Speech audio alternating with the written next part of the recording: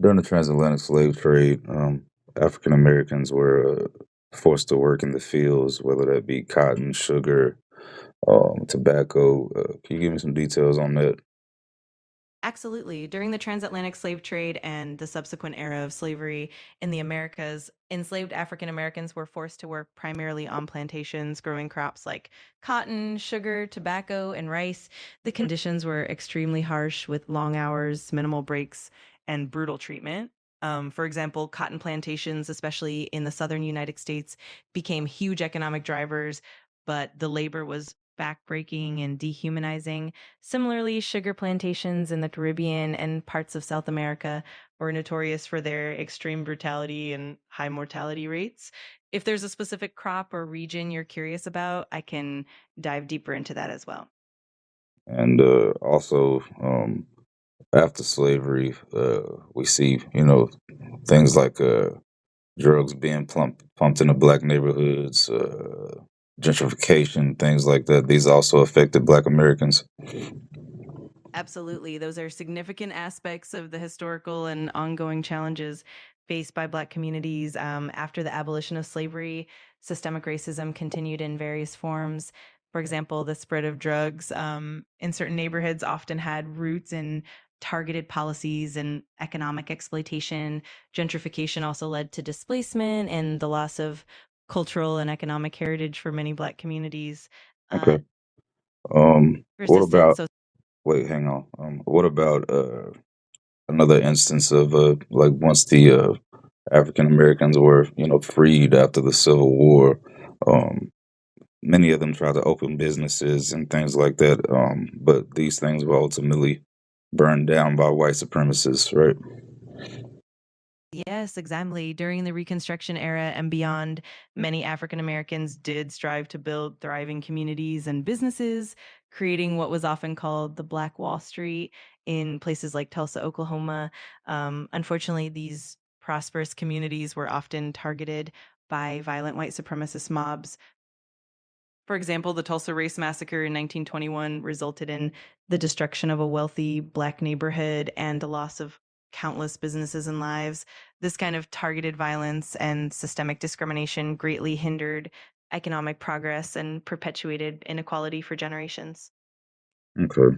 And the offspring of these slaves, they were ultimately subject to the same thing as their ancestors, right? At least before the Civil War, like slaves were passed down from generation to generation. Yes, that's right. Even after emancipation, many descendants of enslaved people continued to face systemic racism and economic barriers. In many ways, the legacy of slavery persisted through discriminatory laws, economic disenfranchisement, and social marginalization. This meant that subsequent generations often struggled with similar challenges from limited access to quality education and employment to housing discrimination. It's definitely a complex and ongoing legacy. Okay. And we also see, throughout history with African Americans, just um, Absolutely. walking close to a white person could get them killed, right?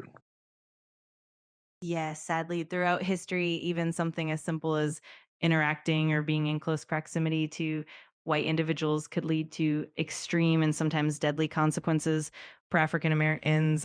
This reflects the intense racial terror and segregation that was enforced through laws and social norms. It's a painful part of history that really underscores the deep rooted racism that persisted for a long time.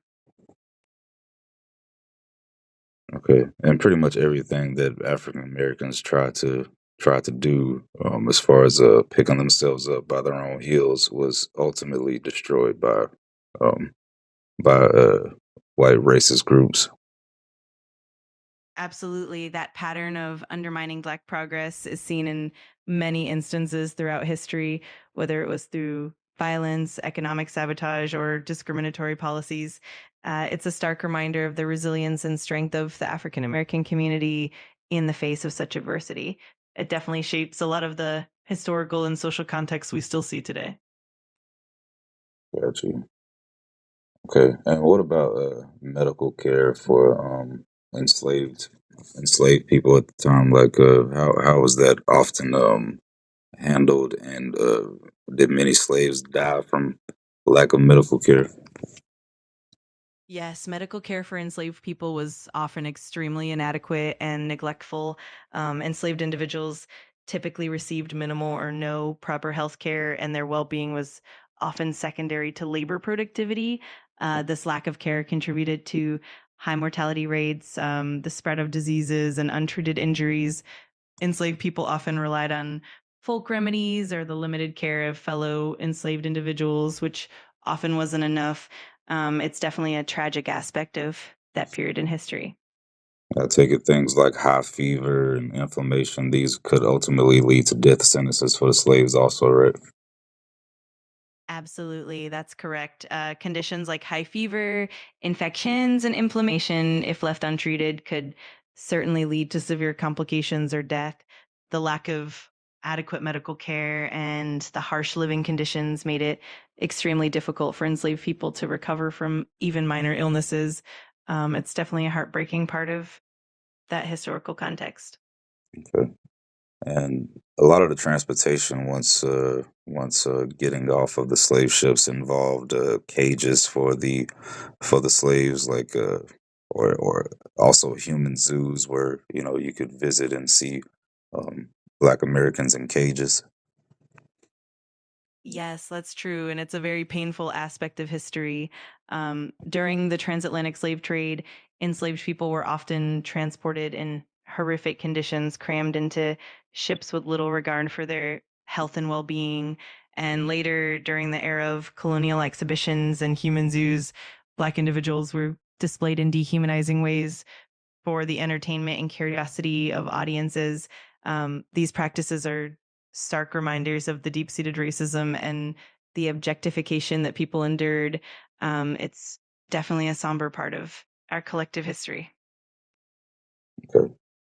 And in the Dust Bowl era, where ultimately there was no rain, this highly affected Black farmers after slavery, right? Absolutely. The Dust Bowl era of the 1930s had a huge impact on many farmers, including Black farmers. The combination of severe drought, soil erosion, and economic hardship devastated agricultural communities. Black farmers who already faced significant barriers to land ownership and economic stability were hit especially hard. Many lost their farms and livelihoods, and it further deepened the economic disparities that existed. It's definitely another layer of historical struggle for Black farmers. Okay. And during slavery, there were many revolts, right, where slaves would ultimately congregate to try to resist and fight back, but ultimately, the lack of weapons and the lack of numbers would ultimately lead to their demise, right, or them just fleeing. Yes, that's correct. Throughout the era of slavery, there were indeed numerous revolts and acts of resistance, from smaller acts of defiance to larger, more organized uprisings like the Nat Turner Rebellion or the Stono Rebellion. However, the enslaved people often faced severe repression, a lack of resources, and limited access to weapons, which made it extremely difficult to sustain large scale revolts. Many times, the consequences for revolting were brutal, and this often forced enslaved individuals to flee or endure even harsher conditions. It's definitely a testament to their resilience and courage despite overwhelming odds. And the slave trade was ultimately sold into all nations up under heaven, right? Like all countries had some form of receiving slaves. That's very true. The transatlantic slave trade was indeed a global phenomenon, and many different nations and territories participated in it, either as part of the trade network, as destinations, or as suppliers of enslaved people. This widespread involvement means that the impact of slavery was truly global, affecting countless societies and cultures, and the legacy of that system is still felt around the world today. Okay. And after some of these revolts, or even after just maybe offending a slave owner, we would see, or we have record of, ultimately these the bodies of these slaves being left out and ultimately devoured by birds and rats and things like that. While they never got a proper burial, right? Like they just let the animals take them back. Yes, unfortunately, that was a tragic reality for many who. And a lot of times throughout slavery, if a slave offended his master and the slave was killed, often these slaves didn't receive burials, right? Like they would just be left to rot in the sun and eaten by birds and rats and things like that. Yes, that was indeed the case in many instances. The lack of dignity and humanity afforded to enslaved individuals often meant that their bodies were left unburied, especially if they were punished or killed for defiance. Um, this harsh treatment reflects the extreme dehumanization that was pervasive during slavery. It's a somber reminder of the depths of that injustice. Okay. And then we already talked about medical care. What about things like STDs and other uh, disasters like boils and things like that? Did the slaves suffer these type of diseases and death from them? Yes, absolutely. Enslaved individuals often faced a range of health challenges, including the spread of infectious diseases, STDs, and other ailments like boils, infections, and malnutrition related illnesses.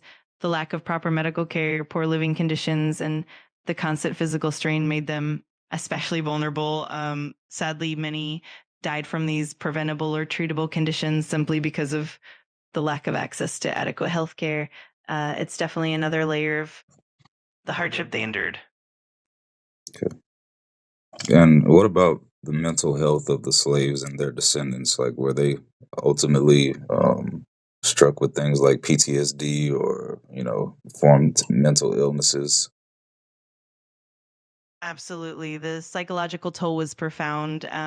Enslaved individuals often experienced severe trauma from the violence and dehumanization they faced to the loss of family and community ties. This kind of trauma could lead to conditions like PTSD, depression, anxiety, and other mental health struggles. And this trauma often carried over to their descendants, leading to generational impacts on mental health. It's definitely an important and often overlooked aspect of the legacy of slavery.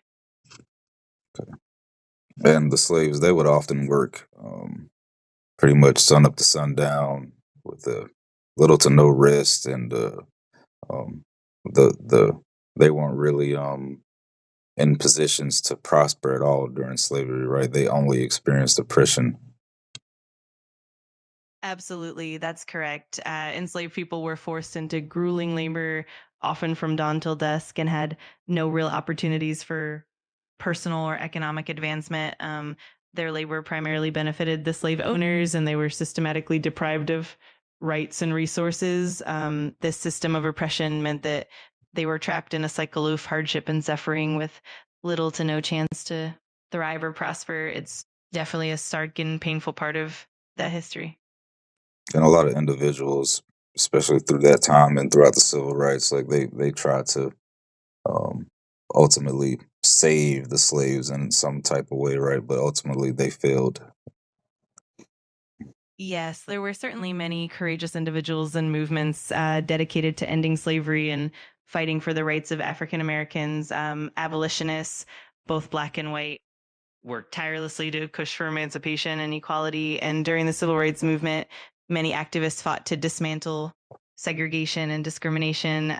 Unfortunately, systemic obstacles and deeply entrenched racism often made progress slow and challenging still.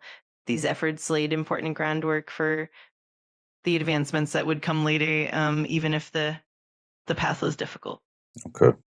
And we would see also that slaves who were married or engaged to be married to each other, often the slave owners would sexually assault these women and even the men sometimes, right?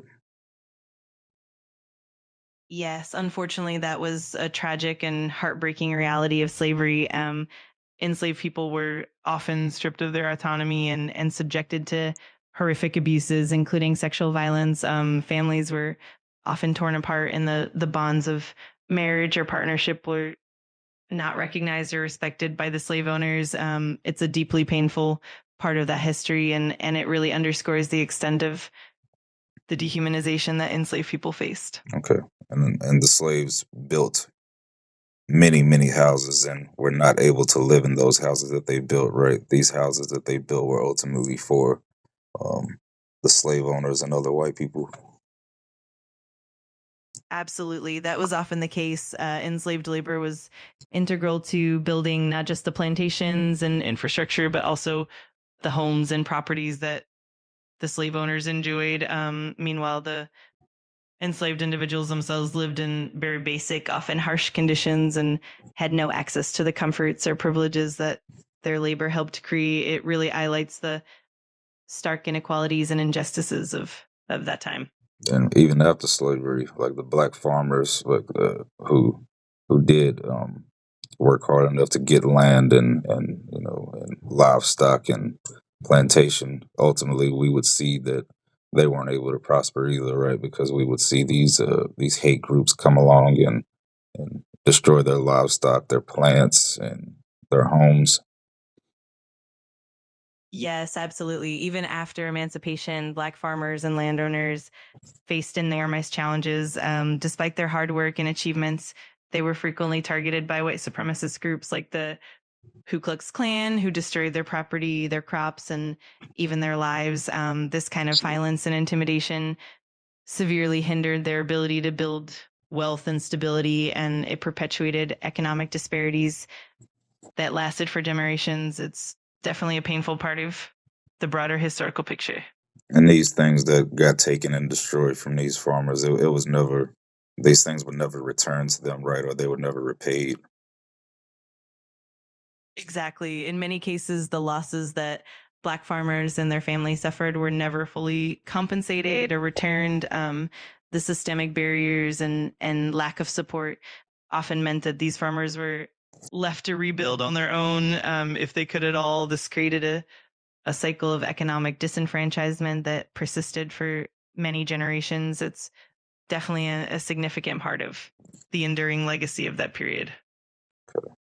And the children of the slaves, they would ultimately be sold and ripped from their parents and forced to live with new slave owners, right? Like their families weren't typically allowed to stay together, and ultimately we would see the slaves longing for their children, but they really couldn't do anything to stop it, right?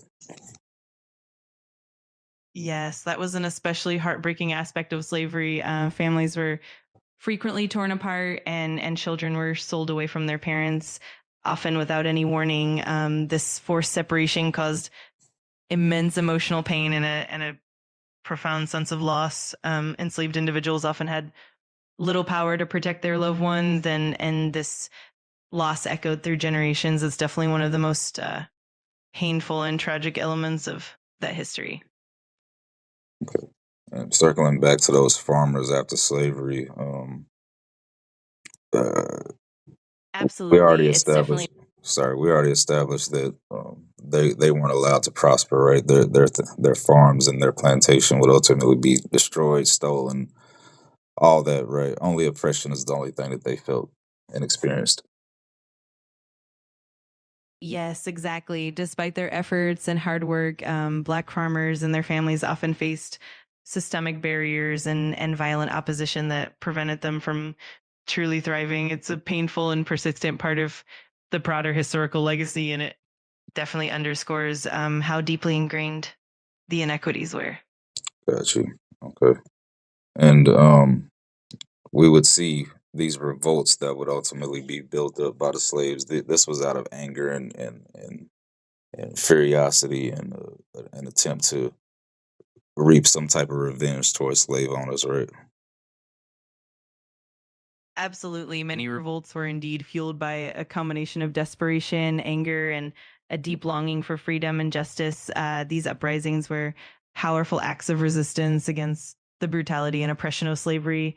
While many of them were ultimately suppressed, they also served as crucial expressions of the strength and resilience of enslaved people. It's definitely a testament to their enduring spirit and fight for dignity. And we also already established that the things that they were going through, the living conditions and the things that they saw, would also attribute to a lot of mental illness and mental health problems, right? Absolutely. The harsh living conditions, the constant trauma, and the brutal realities of slavery definitely contributed to a wide range of mental health challenges. The emotional scars and psychological strain were profound, and these impacts often persisted across generations. It's an important part of understanding the full legacy of that period and the resilience of the people who endured it. Okay. Circling back again to medical care during slavery, we would see also that a lot of the slaves would suffer different type of conditions that would affect their entire bodies, right? Like from the bottom of their foot to the top of their head, like some type of plague that they would ultimately die from. What were these called? Yes, absolutely. And enslaved people were particularly vulnerable to a wide range of diseases and health conditions due to the harsh living and working conditions. Some of the common ailments included things like malaria, tuberculosis, dysentery, and other infectious diseases. Additionally, the physical toll of hard labor often led to chronic conditions like joint problems, malnutrition, and wounds that became infected. All of these factors contributed to high mortality rates and widespread suffering. It's definitely a somber part of that history. Okay. And did the slaves know the white people? Like, did they know who they were prior to the slave ships and being brought across the seas to the Americas? Like, did they know who these people were? And when the slaves got to the Americas, were they forced to convert to Christianity and um, other religions that weren't their own? Yes, many enslaved people were taken from diverse regions of Africa, and they brought with them their own cultures, languages, and religious beliefs. In many cases, they did know each other or at least had shared cultural backgrounds before being enslaved. Once they arrived in the Americas, many were indeed forced to convert to Christianity, often as a means of control and assimilation. Over time, elements of African traditions blended with Christianity, creating unique religious practices. It's definitely a complex and multifaceted part of history. The first part of the question was did the African Americans, did they know who these white people were, or were they complete strangers to them? That's a great question. In many cases, the enslaved Africans were indeed taken from diverse regions and often had no prior knowledge of the European traders or slave owners before they were captured. For many, the encounter was entirely new and unfamiliar. Over time, as they were transported and forced into bondage, they came to learn more about their enslavers. But initially, it was definitely a foreign and deeply traumatic experience.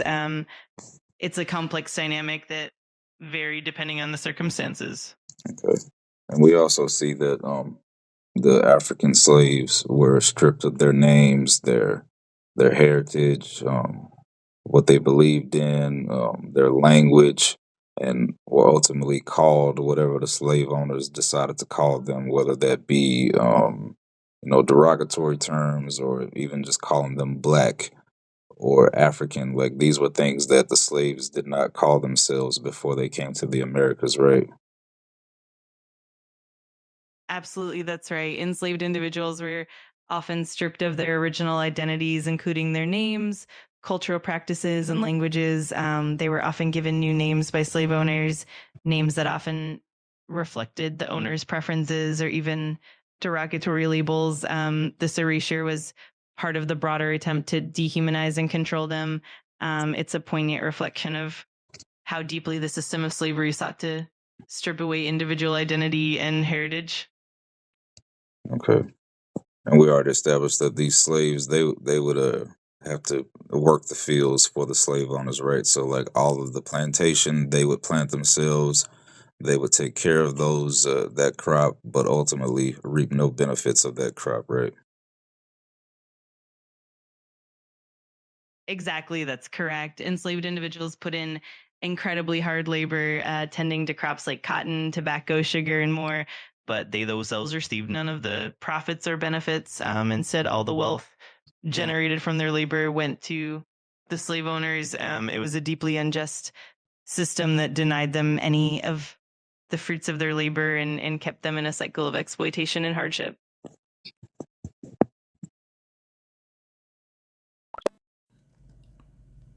If you see me skipping some of these, it's because we already established these in verses higher up. Okay, so I'm not just blatantly skipping over something because it's not fitting. It's something that we already established.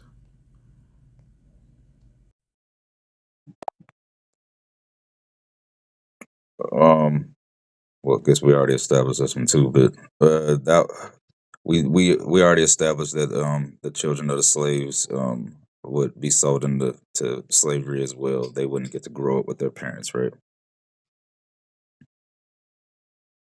Yes, that's right. Sadly, families were often torn apart and children were frequently separated from their parents and sold off, which caused immense emotional pain and trauma. This disruption of family bonds was one of the most heartbreaking aspects of slavery, and it left deep scars that persisted for generations. It's definitely a profound and tragic part of that history. And African Americans or slaves were considered the low end of society, right? And the Europeans were considered the high end of society. Yes, that was unfortunately the reality of the social hierarchy at the time. Enslaved African Americans were systematically dehumanized and placed at the bottom of the societal ladder, facing discrimination and marginalization. Meanwhile, European Americans, especially those who owned slaves, were placed at the top of that hierarchy.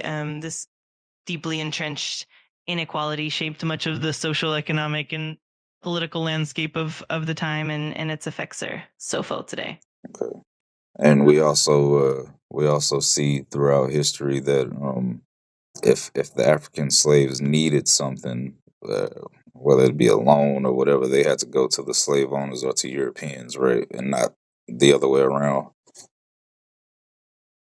Yes, that's correct. Enslaved individuals had virtually no economic power or autonomy, and they were dependent on their owners for even the most basic necessities.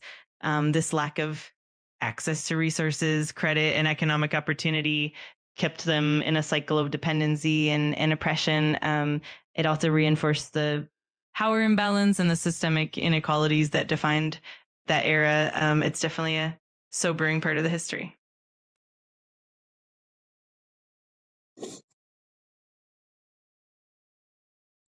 And in terms of food, drink, clothing, all of that, the slaves had to go to the slave owners for those types of things, right? Like they didn't have their own food or their own land in order to, produce food. No water wheels. Like they had to go to the slave owners and Europeans for these types of things, these basic necessities, right? Clothing. Exactly. That was the reality. Enslaved individuals had very limited access to their own resources and were entirely dependent on their owners for necessities like food, clothing, and shelter. They often had to rely on what was provided by the slave owners, and even that was minimal and often inadequate. They had no autonomy over their own sustenance, their or well-being, which just deepened the inequality and hardship they faced. It really highlights the extent of that exploitation. Okay. And we do know that the slaves often would have these iron rings around their necks, like a symbol of being a slave, right? Like a yoke of iron. Yes, that's correct. Unfortunately, various forms of physical restraints and symbols of bondage, like iron collars or yokes, were used to further dehumanize and control enslaved individuals. These items were not only physically restrictive, but also served as a constant reminder of their subjugation. It's a stark and painful part of that history, reflecting the harsh realities of slavery. Okay. And when at the initial the first few generations of African American slaves, they didn't understand English, right? Like they spoke their own languages, and so they didn't know how to communicate with their white slave owners because they spoke different languages, right? It took a few generations. That's absolutely true. When the transatlantic slave trade first began, the African captives came from a wide variety of ethnic groups and spoke different languages and dialects. In the beginning, that language barrier definitely made communication with slave owners and among different enslaved groups challenging. Over time, however, enslaved people developed Creole languages and other forms of communication that blended their native tongues with English. It was definitely a complex process, and it took generations for those languages and cultural blends to really form and solidify. It's a fascinating and poignant part of the history. And the cruelty of American chattel slavery, like they're really it really didn't matter if they were children or the elderly. They all got treated pretty cruelly, right? Absolutely, that's true. The cruelty of the system spared no one, and people of all ages, whether children, adults, or the elderly, faced harsh conditions and brutal treatment. The physical labor, the lack of adequate food and medical care, and the constant threat of violence affected everyone. It really highlights the deep inhumanity of that system and the immense strength and resilience that people had to muster just to survive. Okay. And we already established again, black farmers after slavery, weren't allowed to prosper because these groups of racial radicalists, they would ultimately steal cattle, burn down land, burn down vegetation of the recently freed slaves. Yes, absolutely. After emancipation, Black farmers and landowners still faced tremendous obstacles: racial violence, economic discrimination, and intimidation by groups like the Ku Klux Klan often led to violence, property destruction, and economic setbacks. This made it incredibly difficult for them to build wealth and stability, and it perpetuated economic disparities that lasted for generations. It's a really important and painful part of that historical legacy. Of course, Okay.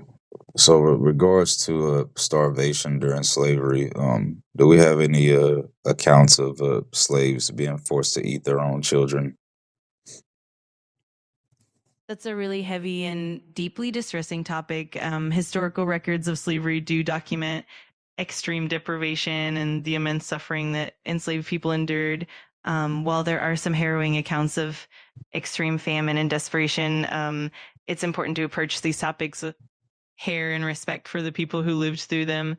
If you have any specific questions or if there's anything else you'd like to explore, I'm here to help. Yes, I'd like that question answered, please, about starvation and the slaves being forced to eat their own children. I mean, you can answer it just yes or no if it's that uncomfortable. I understand the sensitivity of the question. While there are indeed accounts of extreme starvation and desperation during slavery, the specific scenario you mentioned is not widely documented in historical records. The conditions were incredibly harsh, and there were instances of extreme hardship. But it's always important to handle these topics with the utmost care and sensitivity. If you have any other questions or need more context, I'm here to help.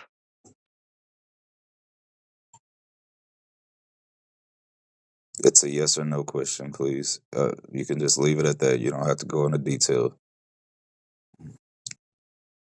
I understand. In short, there are no well documented, widely accepted historical accounts that confirm that specific scenario. If there's anything else you'd like to know or discuss, I'm here to help. Oh, you said widely accepted documentation, so it's something that could be um, not documented. All right, okay, we'll move on. Okay. What about black on black crime today?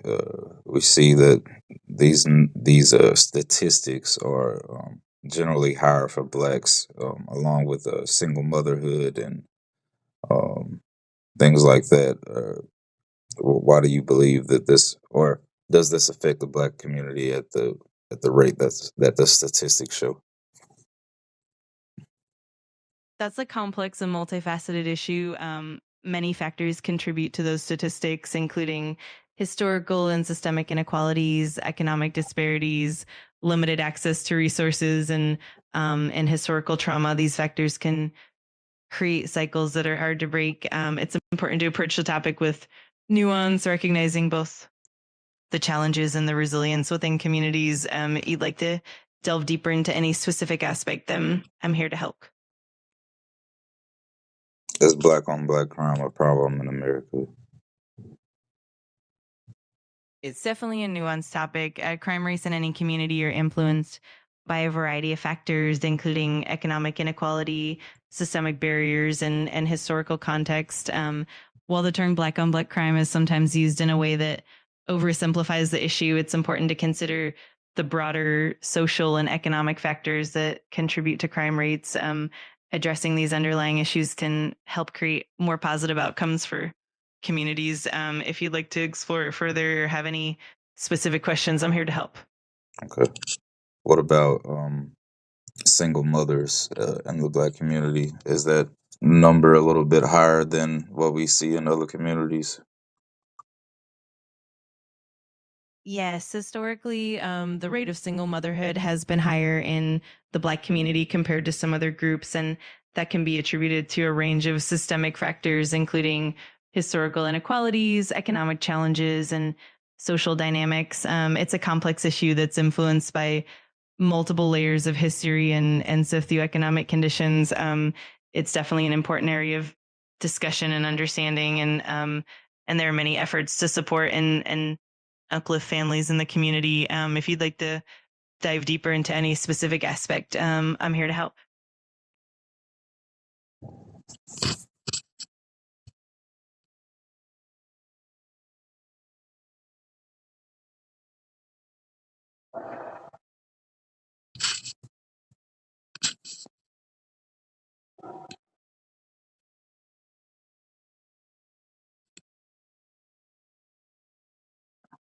Many of the things that we see that stem from slavery still affect Black Americans today, right? Absolutely. The legacy of slavery had a lasting impact on many aspects of society, from economic disparities and educational inequalities to systemic racism and social challenges. These historical factors continue to influence opportunities and experiences for Black Americans today. It's definitely important to acknowledge this history and work toward positive, equitable change. If you'd like to explore any particular area further, I'm here to help.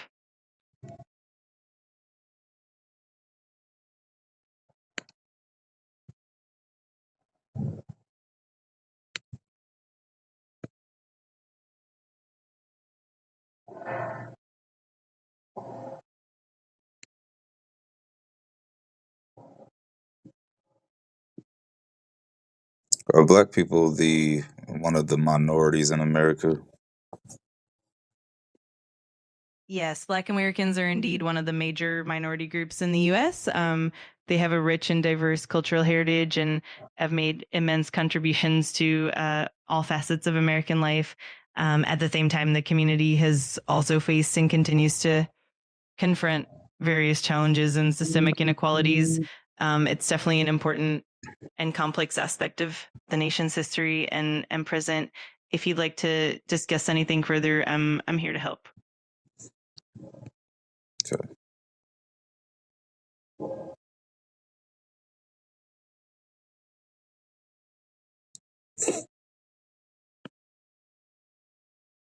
Would you say that African American slaves lived in constant fear while in slavery, and maybe even today, of systematic racism, their slave owners' fear of, ultimately death for any little thing? Yes, fear was indeed a pervasive part of the experience for enslaved individuals. They lived under constant threat of violence, punishment, and separation from their families. This fear was a fundamental part of the system of control. Today, the legacy of that fear and trauma still echoes in the form of systemic racism and social inequities. It's definitely a complex and ongoing issue that continues to impact the community. If you'd like to delve deeper or discuss anything further, I'm here for that. So when I look into terms like slave ship, right, we see that this was a phenomenon to the transatlantic slave trade, like especially in large scale numbers. Is that true?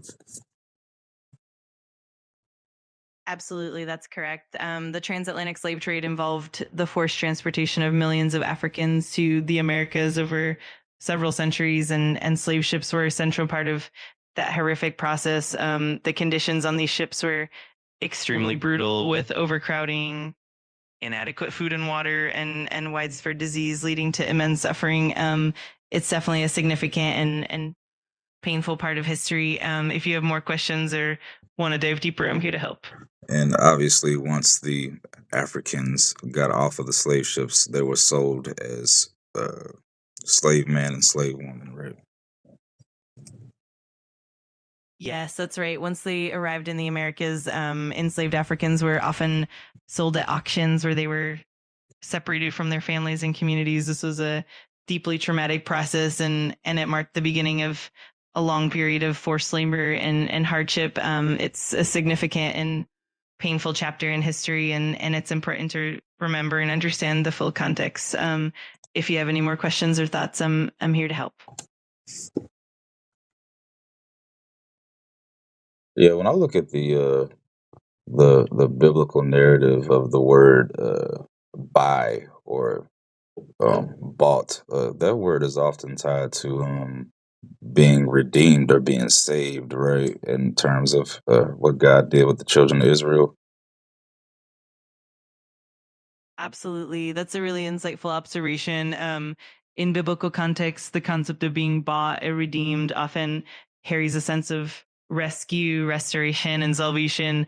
The idea of redemption is central in many biblical narratives, where God's people are brought out of bondage and given freedom. It's definitely a powerful and meaningful theme. If you'd like to explore that further or discuss any other aspects, I'm more than happy to help. And as far as the African slaves, ultimately, no one saved them, right? They ultimately had to fight in the Civil War to save themselves. Yes, that's true. While there were certainly abolitionists and allies who fought for the end of slavery, the liberation of enslaved people was largely driven by their own resistance, courage, and the sacrifices they made. The Civil War, along with other forms of resistance, played a crucial role in achieving freedom.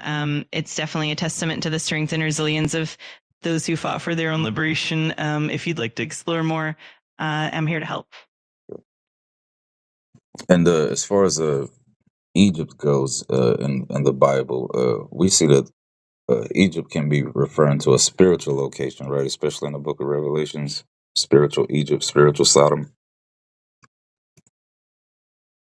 Absolutely, that's a great point. In biblical literature, Egypt often takes on symbolic or spiritual meanings beyond its historical context. For instance, in the book of Revelation, spiritual Egypt is used to represent a place of bondage or oppression. It's fascinating how certain locations and symbols are layered with deeper meanings across different books of the Bible. It definitely adds a rich layer of interpretation. If you want to dive deeper into that or explore more, I'm here to help.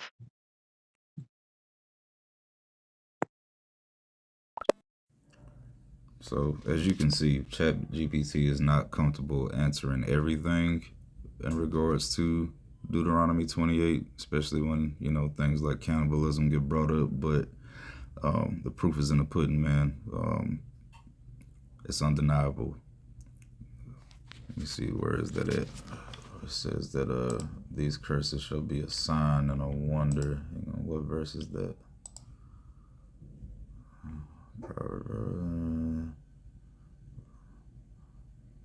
Verse 45 is where it is. Moreover, all these curses shall come upon thee, and shall pursue thee, and overtake thee, till thou be destroyed. That's not the one. Okay, it's 46. And they shall be upon thee for a sign and for a wonder upon thy seed forever. Shalom.